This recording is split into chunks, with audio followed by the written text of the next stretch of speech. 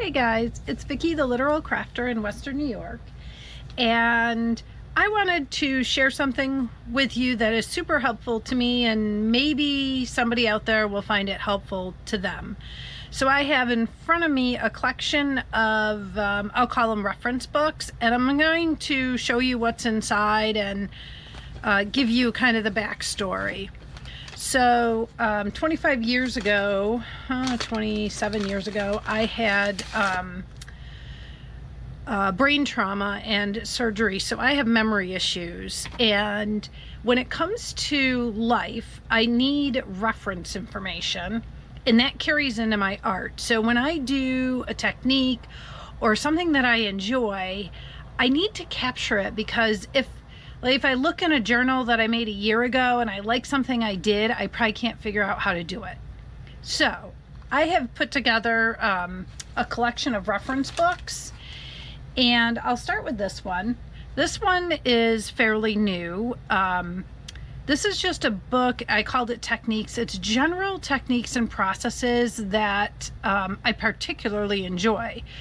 So as you can imagine, as artists, if we create reference books for everything that we've ever tried, all we're going to do is make reference books. So these are kind of my faves. On the front, actually, I used the technique of using tape to pull letters out of magazines, because I love that look. And then the front is decorated with a stencil technique. This is, in case you're curious, this is a Delusions art journal. And then, so what I've done in here is I've just made notes about how I created the sample. So like this, I loved how this crackly texture came out, and I wanted to remember how I did it in kind of the order of events and the colors. So I just wrote it all out. And this was a technique I used, and I just put the technique on the back, for example. So I'm not worried about my book being, I'll say, complete and beautiful, right? So I'm not worried about decorating up every page, because the point of this, the scope, is reference for me to be able to recreate. Now, I will probably put a technique here because it can be behind the tag, and that's fine. Like, I love this mushroom, and I can't believe that I made this. And it is actually mostly postage stamps. So that's just one book. This is actually one of the first reference books that I created. I started this last year during the Stash Summit. And this is all stencil techniques and processes. And so there's a sample and then my notes, and you can see on here, this is all typed. So I can type way faster than I can write, and then of course I can read it easier. So I just have a Word document, and it's just a running document that has, like, what is the technique, who's the creator, if there is a video, there's a link to the video, but then I just list out the brief steps. So you might ask yourself, if I have all of this on the computer and I can open a document and just click a link, why don't I do that? Because it's way more time consuming for me, and I don't have the sample first. Whereas in here, I can flip through and say, oh yeah, you know, I want to do this. I see my sample, and I can very quickly reference the steps, versus opening a document, clicking on videos to find the sample and decide if I want to make it.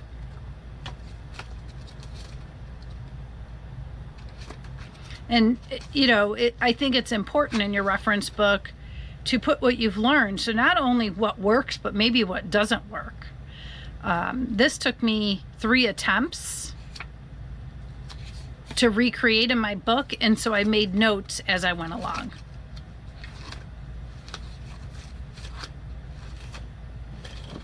Okay, so that's stencils.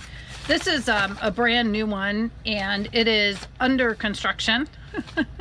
It's just an Amazon bag right now. I'm not sure if I'm going to keep it this big. I'll decide in the next couple weeks. I kind of like the idea of a big one, but we'll see. So this is a collage reference. I'm not very good with collage, and when I sit down to create a collage, it takes forever. So I learned about Somerset and Art Journaling magazines late last year and fell in love. So I scanned in and printed out some of the collages in there, and then I referenced, you know, where they came from. And some of these pages have pockets.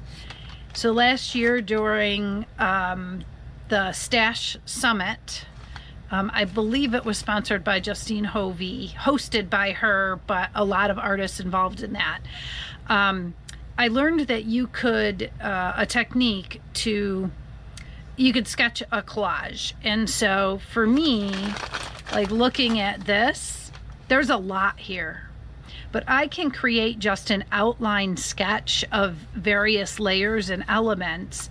Then when I want to use this as my collage reference, I can just look at my sketch and use that. So there's pockets in here where I can create the sketch and tuck them in. And just a little, I guess, technique that I used in here, because I wanted to remember where I put the pockets. So I just outlined the three sides, and the side without the outline, there's a pocket. And these are just, I think, Life magazine pages that I, some of them I glued together. And so that's what's in here. And it's not just going to be Somerset and Art Journaling. That's just where I started. I actually have a few more that I want to print out and put in here. And then I might make a few collages. Anyway, you know, I might end up with maybe 30 collages with sketches to reference, or I might end up with this, that's all, and cut this book down and make it smaller. I don't know. I'll figure that out with time. Going on to another type of reference. So if you are taking classes, free or paid, and you have the opportunity to utilize printed reference material, I suggest, I had turned off my heater. I suggest that you take advantage of that. So this is a recent class by Tiffany Solorio. It was a 4-hour free class, and she included this fantastic workbook. So it was a PDF. I printed it booklet style. I took my notes in it, and it's a great reference to come back to. This will end up inside of this purple book. You'll see that in a minute. This is a class with BB Henry Art. It was her 12-week master class, and I purchased the printed workbook, and this is, I have picked this up so many times since that master class. So for me, if I'm investing my time, my creative energy, maybe even my money in a class, I don't want to end that class, walk away, and forget. So when possible, I purchase or utilize any of the free materials. That said, this is another example of using materials. So last year at BB Henry Art's BB Bash, which is a free 2-week event, I purchased the extended version of the class, which included a workbook. And the workbook came out as each lesson, as we were working on each lesson, that section of the workbook was published. So I printed each section of the workbook as it was available and made my notes in it and kind of, you know, journaled-ish in it. The beginning is reflections and such. Papers that I made during the bash, and then just various quotes or nuggets that I took away for each of the lessons. And then I just Midori bound it into a cover. And First of all, it's a great keepsake from an event that I absolutely loved, but more so, it's my reference. So I can come in, if you followed my work at all, you know that this is very unusual for me. This color and this boldness is very unusual, but it came very natural in this learning environment. So I'm very thankful to have this. And then this one. So this is kind of the reference book that started it all. Last year I did, I don't know how many free classes. So I'm still fairly new to mixed media and junk journaling. It's been maybe 2 years. But I did spend 20 years doing cards and kind of traditional scrapbooking. Anyway, I digress. So as I was doing these free classes, I didn't want to forget. So like I did Kat Rain's collage taster class. So I printed out the itinerary, the supplies, and then as we worked through the various lessons, I documented. So like this is just an idea for you if you create a reference book. So on here I took pictures of what I made in that lesson. This is particularly the mark making tools that I used, supplies, what I learned, the process and the steps and what I learned with the process. So I can come back and recreate what I made and maybe not make the same mistakes.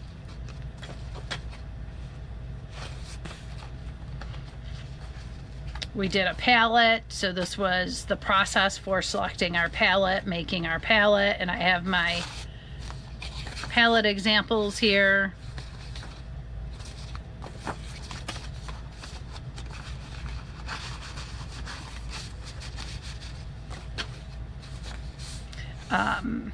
So for this class in particular, I didn't only write down the stuff that I loved, I kind of documented the lessons. And like, for example, this particular one, I didn't have success, but other people did and they had different supplies than me.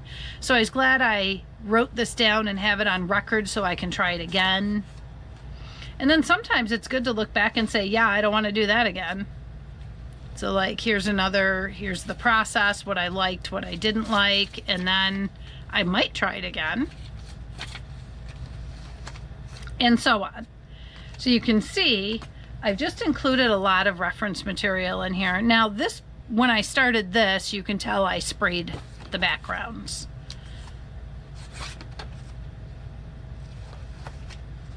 And then this is the card making stash summit. Yep, hosted by Justine Hovey.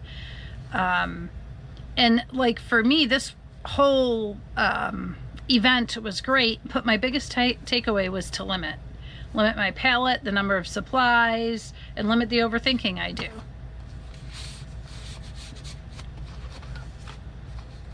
And so you can tell I use a lot of pockets and things. So these are my takeaways, my makes.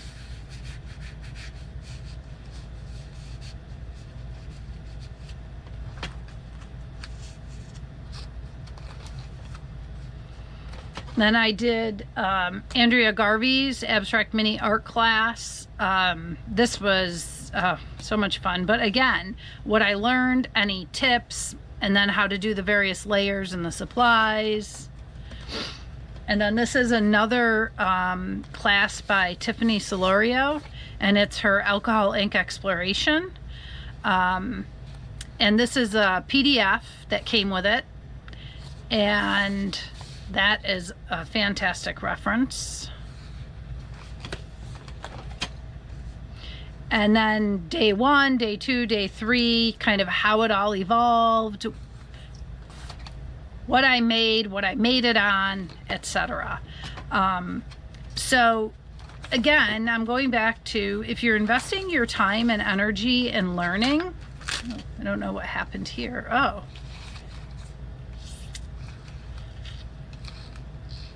Oh, I just didn't permanently put this in the book yet. If you're investing your time and energy and possibly your money in learning, it's a good idea to try to remember it. So this is more from Tiffany's class. And so this book is actually almost full. And then I have another one of these to begin once this is full. So I hope this helps somebody, or maybe gives you ideas. One thing that I haven't started yet that I want to start, and I'll probably do that in the next couple of days. I'm just going to put together a couple of completely blank signatures and start to build on them with ideas that I see. Like yesterday on, I think it was Instagram or possibly Facebook, I saw a cool pocket that was done just with some cool folding.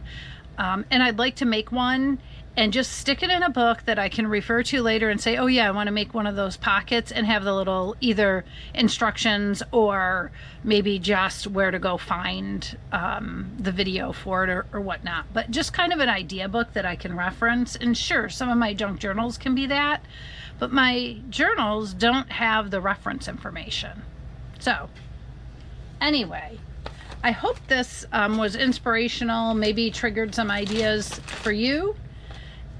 If you liked the video, I would appreciate a thumbs up. Consider subscribing to my channel, and I hope you have a fantastic, crafty day. Thanks for watching, guys. Bye.